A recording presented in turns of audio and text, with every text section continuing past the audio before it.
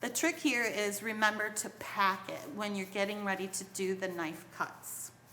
So I'm going to just make a random potato shape, and I'm going to show you how well this works with a chef's blade.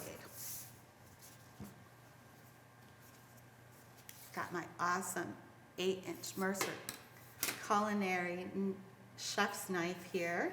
And just like with any other round vegetable, I'm going to cut it in half first to create a flat end.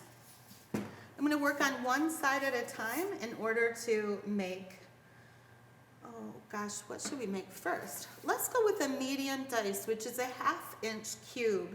So I'm going to use the knife to cut off this little edge, and then I am going to estimate where a 1/2 inch is.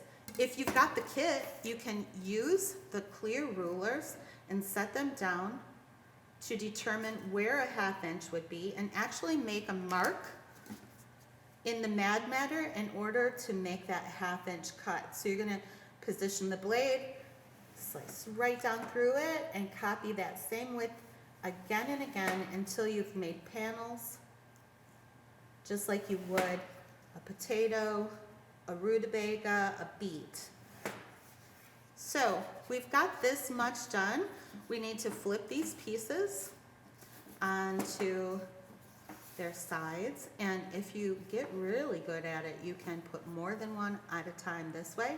And again, we're just going to line these pieces up, estimate or measure a 1/2 inch, slice down through the matter, and repeat. So what we've got going here with these couple of pieces is that we've cut them a couple different directions, and you can see that they're beginning to take shape. So in order to get this rectangle piece into a cube, again, I'm going to straighten out the edge, estimate or measure a 1/2 inch, and cut. 1/2 inch and cut. 1/2 inch and cut. So now I can see that I didn't do that great on these last two, but that's also the beautiful thing about this kit is you can have the students choose their best pieces for display and put them on the board for you or others to evaluate.